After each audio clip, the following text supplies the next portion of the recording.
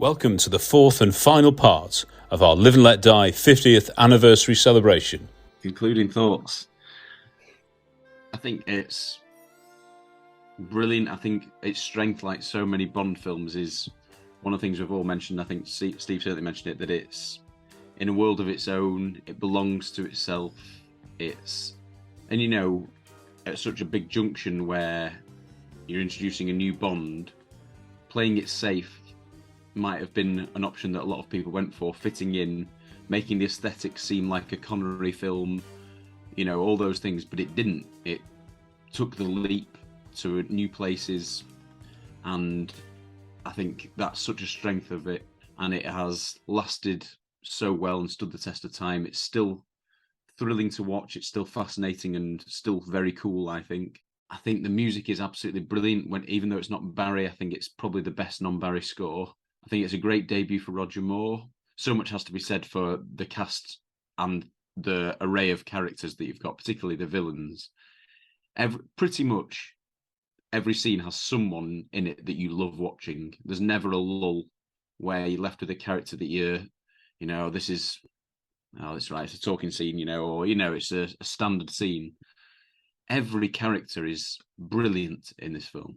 I think the action is great when there is action. We've not talked much about the Speedboat Chase, which I think there's perhaps some criticism of, isn't there? That it's long, possibly, or unscored, or I don't know. Yeah. But I love it. I think the climax of that and Adam's death is so brilliant. And again, it is unscored, but the impact when that music kicks in, when Adam does get splashed in the face or whatever, is so... Yeah. Oh, harrowing. It's so exciting, though.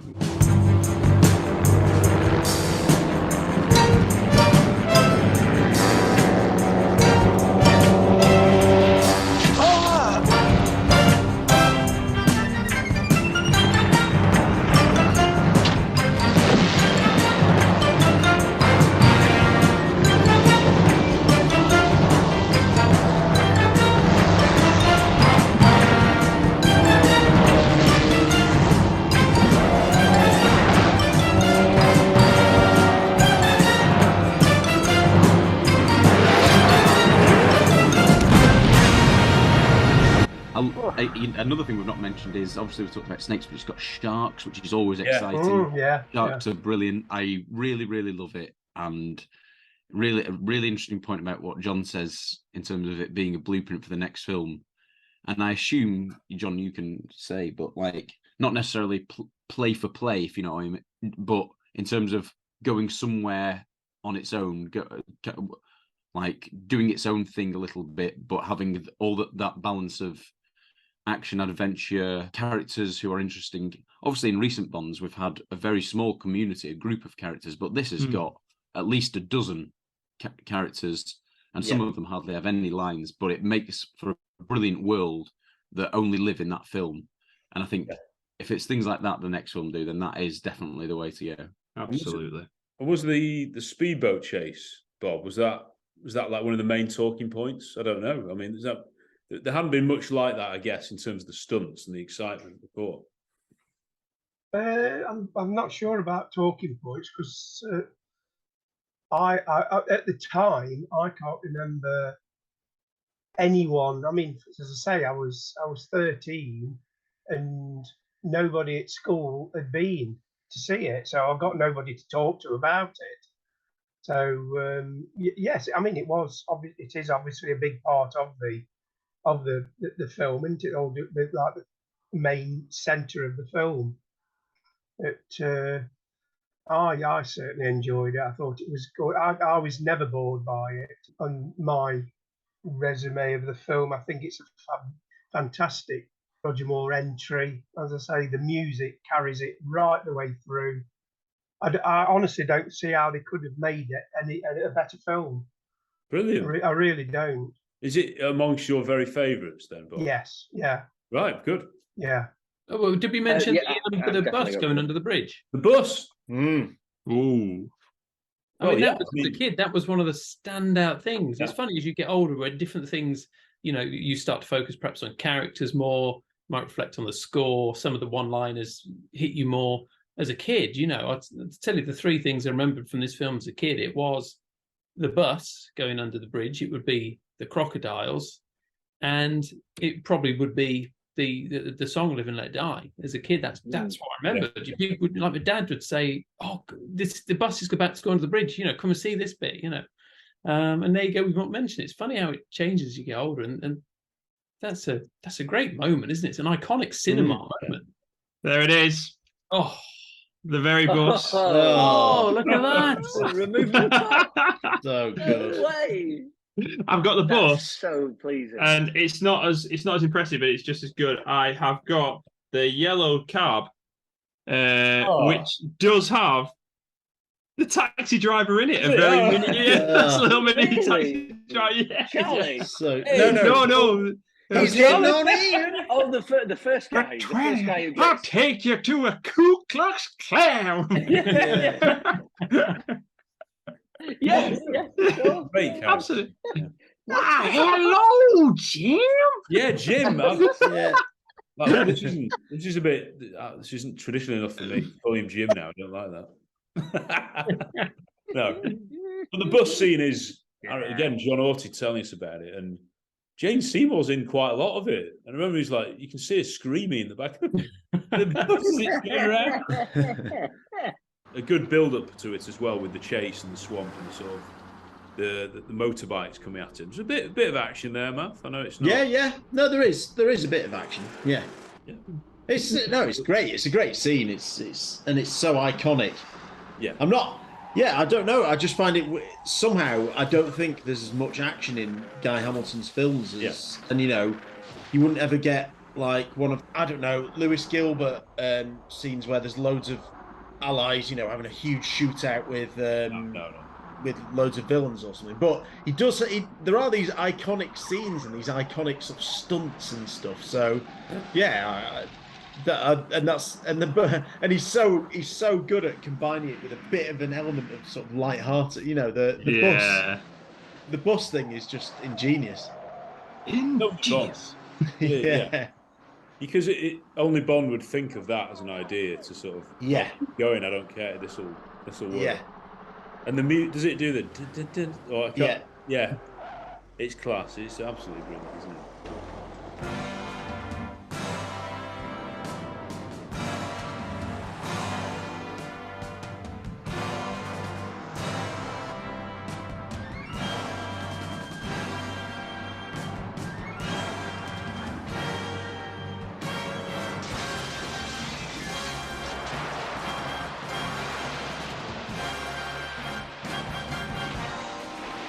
And it looks totally authentic on location, the whole thing. Yeah. There's not a second of bad back projection, by the way, I noticed. No, is it? When they're in vehicles, it looks like they're in vehicles. Yeah. I mean, you even jump forward to License to Kill in '89, which, as you know, I adore, but there's some bad back projection in that. That's a film made 20 years later. Yeah. But in this, there's none. I don't, maybe all the vehicles are on trailers with the actors in them. I don't know, but there's no moments where you go, "Oh, that could be." No, it's true that. Even when he's up in the air and he's because this is one of my favourite moments where I just think, "Oh, my word, this man's James Bond." When he's got the cigar and he's in the hang glider with the cigar, and then with the clothes. Goodness gracious me, the clothes are good in this film. And when he sort of again knocking the guy off the cliff. With a sort of like a little gentle nudge, like a kind of like soft drop kick. He's trying to be subtle as well, isn't he? It's absolutely great. I love it. And then that whole sequence, I think, is my favorite in the movie. The cigar, how good it all looks. It all looks brilliant. You're so right. The back projection, if there is any, is just superb. He comes down, knocks the fella off the thing, and then he lands the thing, and then switches into an unbelievable base suit in seconds.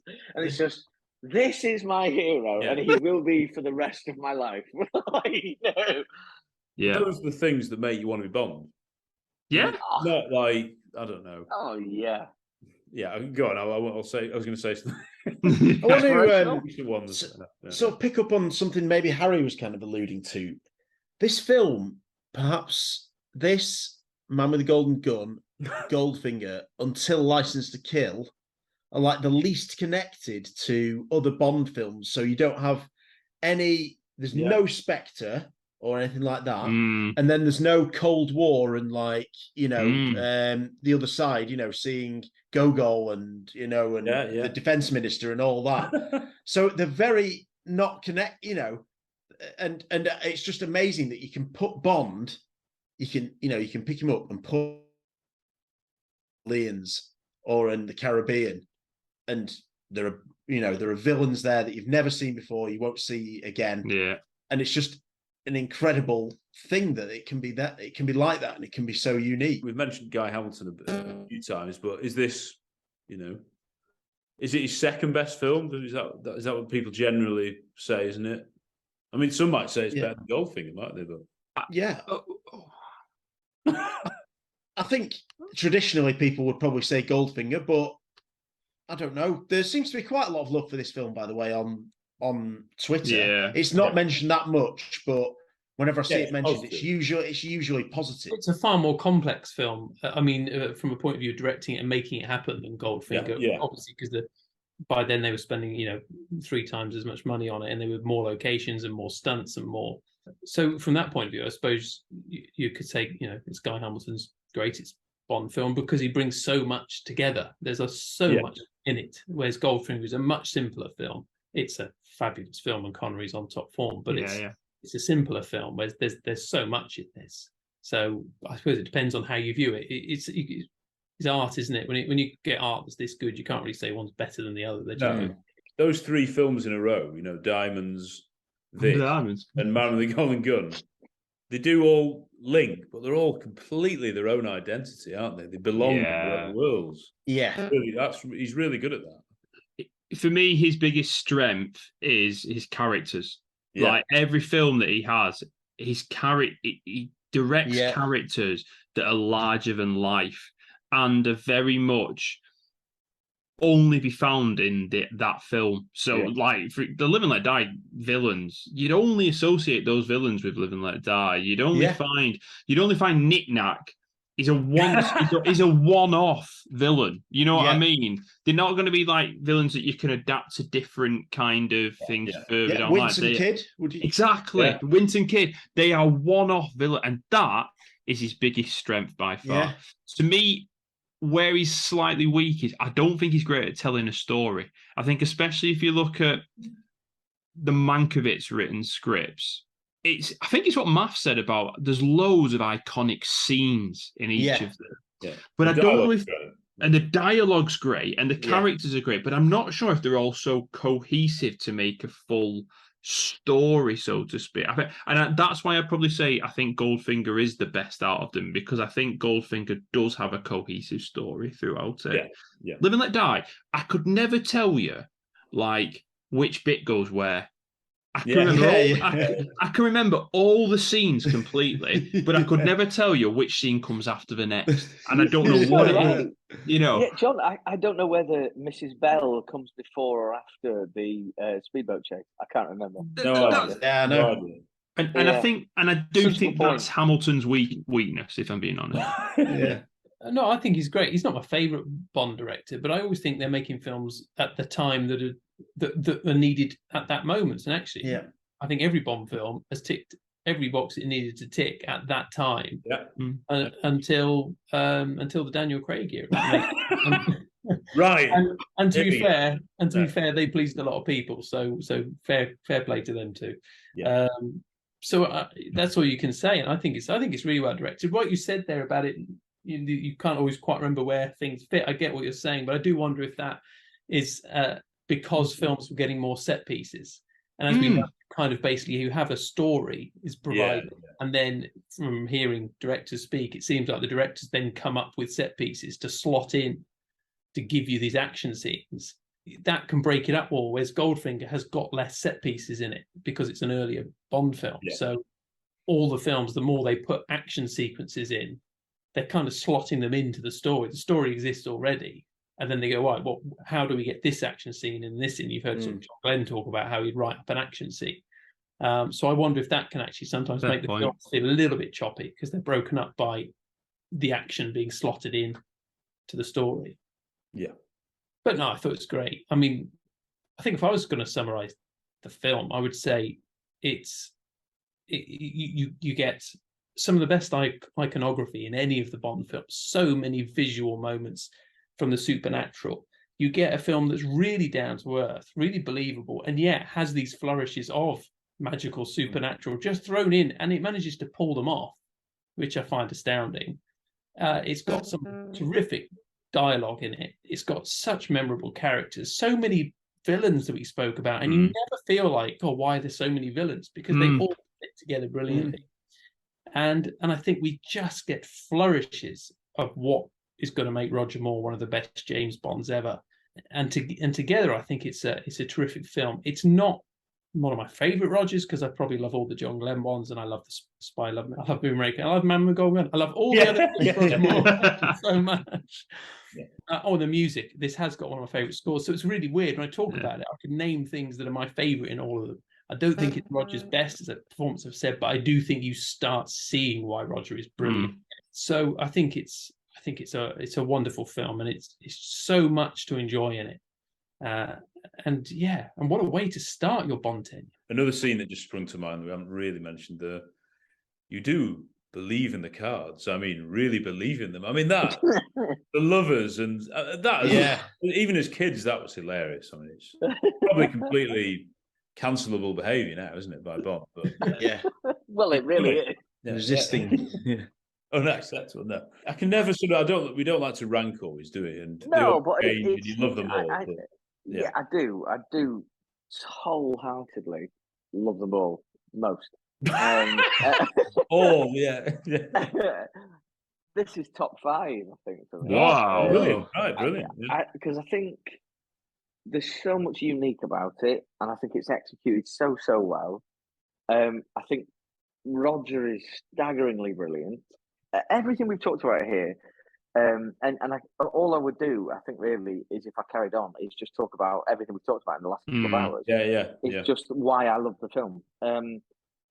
More than that, I think it's a brave and bold addition to a franchise that already had its feet under the table. But I think because it did something different with a different actor, and really, it didn't try to bash you over the head that things are different now. You know, we've grown up. We're doing something different now. This was just it started. The movie just started, and you're in that world, and you are in the character. You're with the character right the way through.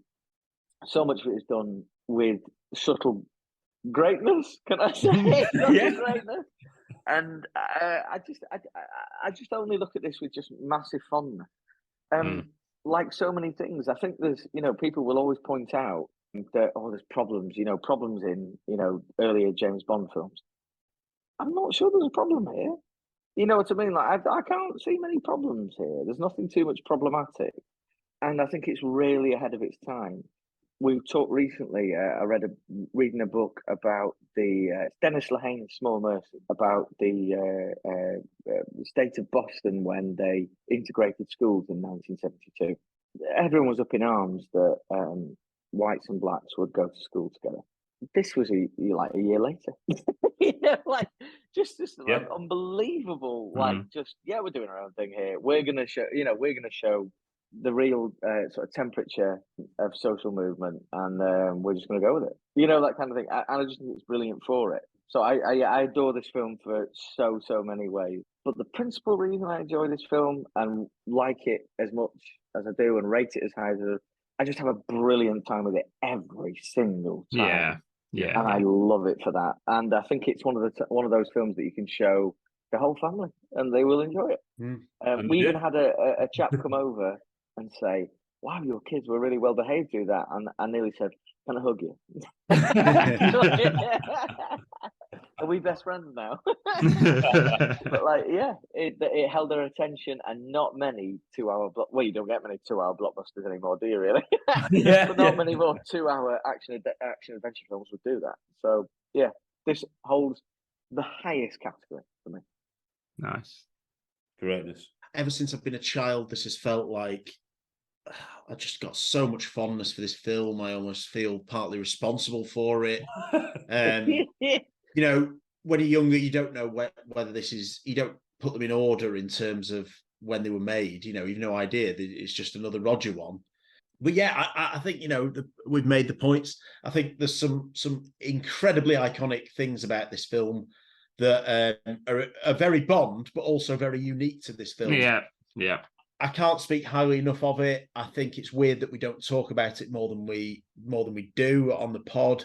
I just think it's got so much going for it, and it's just wonderful to be able to share in that love as we have been able to today. I think this film is completely one on its own, completely unique, and yet very much ingrained in the Bond canon. And I think that's quite a unique position to be. That it is very unique, but it's not a black sheep in any kind of way whatsoever. I mean, it even just things like, am I right in saying it's the only James Bond film in New York City? Oh, wow. Like the only James Bond film in the biggest city in the world, you know. Insane. And it's just things like that, you know, it's crazy. It's got so much imagination about it.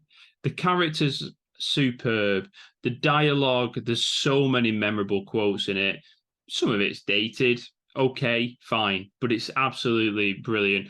I don't think you can underestimate how Roger fits in like a hand in a glove for his first film, and it's not his best performance, but it's understated in ways that's the right way, that people come away thinking James Bond continues rather than where's Connery, and I think you can't underestimate that. The score is easily my favorite non-Barry score in the whole of the series. I think I have my fourth favorite score in the whole of the. Yeah, I think only Majesty's Daylights and View to a Kill I prefer as scores to Live and Let Die. I think Live and Let Die, Thunderball are those next two that I really love. There's so much I love about it. I think Solitaire's great. I find it a really hard one to rank. You know, I do find it hard because I love it, but there's so like little things, you know, here and there that I can't place it anywhere. I just don't know where to place it. But ultimately, I'm indebted to it because it's the first ever James Bond film that I saw, and the reason I got into James Bond, and I don't give that enough credit. So. Thank you, Live and Let Die. Yeah. Oh. I mean, yeah. Just to emphasize 2 points that you made there, John. It showed that, you know, as much as we all absolutely adore and cannot understate the impact of Sean Connery and John Barry, there is life beyond. Yeah. There is life in Bond beyond those two incredible people. It's true that. Spot on. I can't believe we haven't said it's 50 years old. Oh. Yeah. I can't believe it. Happy birthday. Yeah, happy birthday. Yeah. It does not look half a century old, does it? Doesn't. No, it does not. What half a century old means, really, but it just doesn't look that old. And it's not aged in terms of, like Rob says, you can show it to your kids. You can't show many films from 1973. I don't mean in terms of even PG or U ones. It's like they don't really work, do they? You know, they don't translate anymore, but this really does. And it's that, I can't remember what order it's in. I don't know what's going on half the time, but I'm thoroughly entertained. We haven't even mentioned the cigar to kill the snake. I mean, how good's that? Yeah. The music, is that the Bond theme? Yeah. When he does it, yeah. Yeah.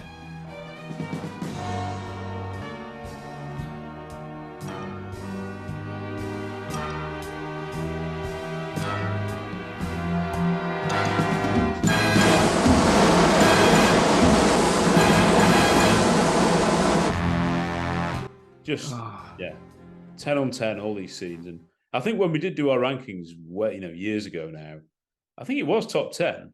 Was it? Yeah, even though we haven't really, I think it was about 8 or 9, even though we'd barely mentioned it. It was secretly one of our favourites. And Not such a secret now. But yeah, I think it's great that Octopussy probably got more attention for its anniversary because I think partly things were going on in England with the, Neen Valley and things, there were events going on, and Octopussy needs more love.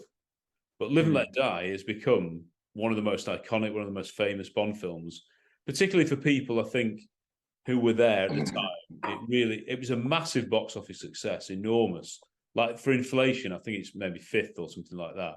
So don't underestimate that as well. And I think watching it now, 50 years later, okay, we weren't there the first time. It's just so good that we've still got these films. We can celebrate them, and we're going to show them to the next generation. We have done already. So yeah, can't wait for happy birthday. Happy birthday. Happy birthday.